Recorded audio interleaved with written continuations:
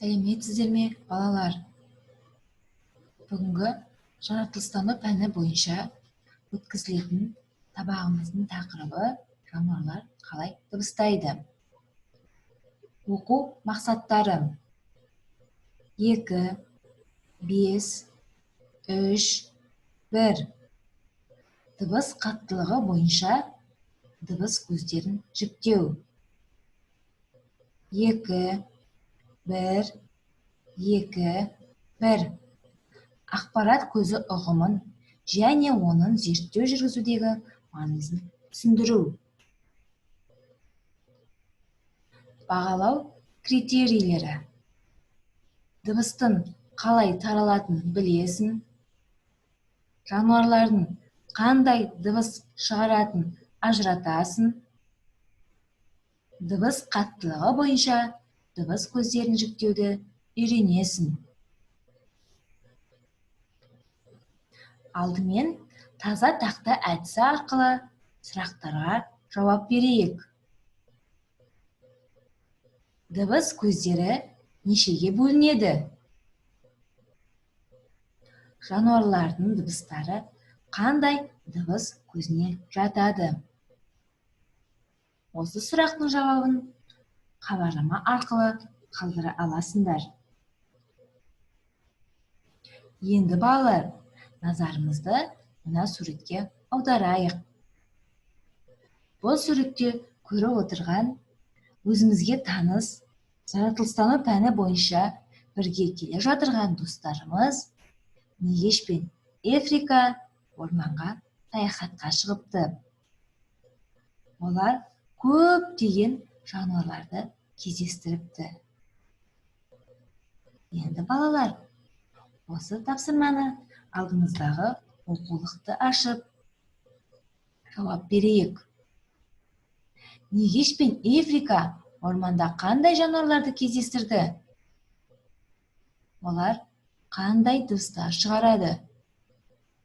Ол үшін аудиожазбаны тыңдап, оның дыбысы қай жануардікі екенін айтамыз.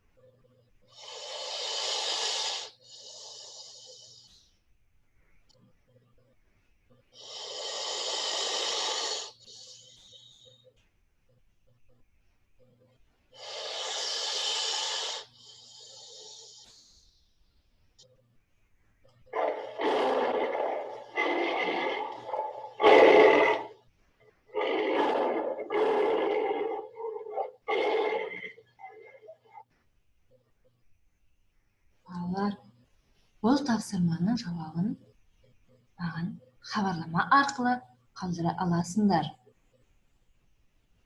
Дескриптор: 1. Суретте бейнеленген жануарларға назар аударады. 2. Олардың дыбыстарын салады. 3. Себебін өз пайымдауынша түсіндіреді. Балалар, мен сендерге бір қызықты бейне жазбаны көрсеткім келіп тұр. Кәнеки, бәріміз назарымызды осы бейне жазбаға аударайық.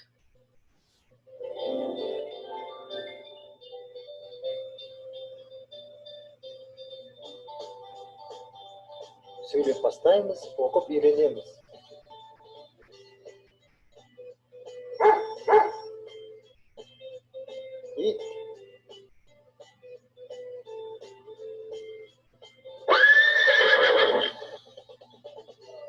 Жылқы.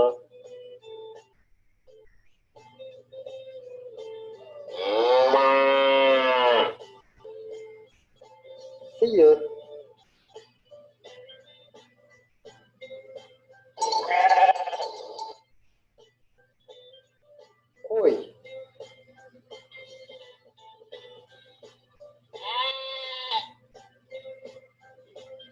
ешкі,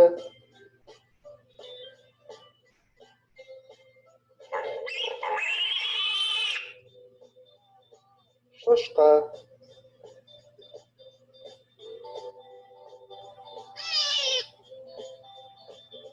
қоян,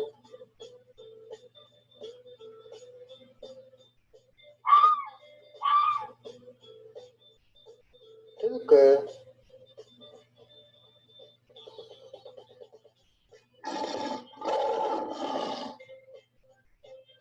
жолбарыс,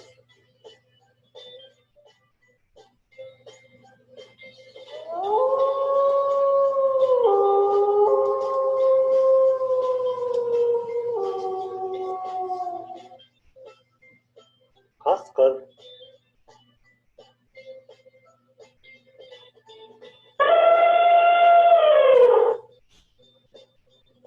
піл,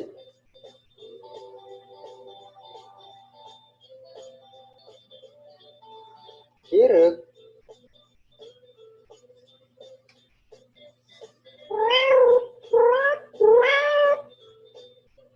мысық,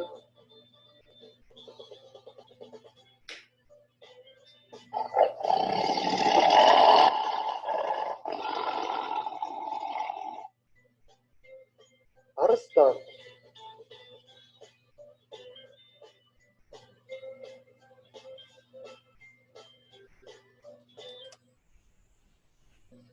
Балалар, сендер тамашалаған бейнежазба сендерге ұнады ма? Бейнежазбада көрген жануарлар бізге таныс па? Жануарлар қалай дыбыстайды? Дыбыс түрлерін атаңыздар. Осы сұраққа балалар маған жауап ретінде хабарлама қалдыра аласыңдар. Есте сақтайық балалар. Кейбір жануарлардың дыбысы қатты, ал кейбір жануарлардың дыбысы бәсең шығады.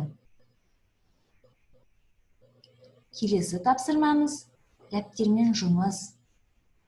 Алдымыздағы дәптерді ашып, олардағы жануарларға назар аударайық.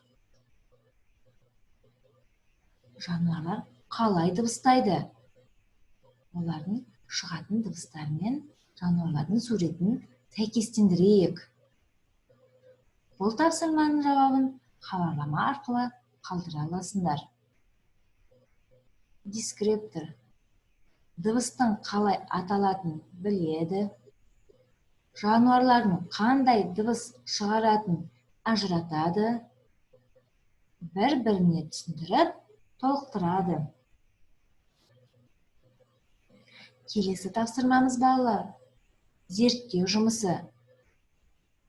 Мына суретте тамашалап отырған суретіміздегі жануарларды, дене тұрқы әртүрлі жануарларды кішірею ретімен орналастырамыз. Бұл тапсырманың жауабын хабарлама арқылы қалдырасыңдар. Келесі тапсырмамыз ойлан тап деп аталады. Балалар, сендер жануарлардың неліктен дыбыс шығаратынын білесіңдер ме?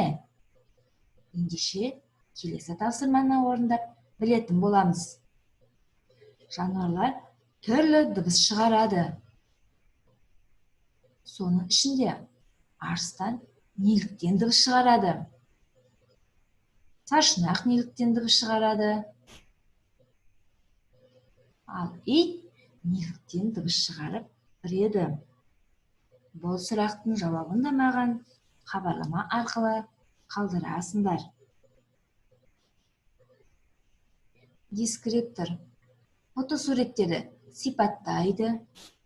Екінші, жануар дыбысының үлкен кішілігіне байланысты болмайтынын біледі. Үшінші, дыбыстың таралуын анықтайды. Үйге тапсырма балалар. 82-ші бет пен 83-ші бетті оқу.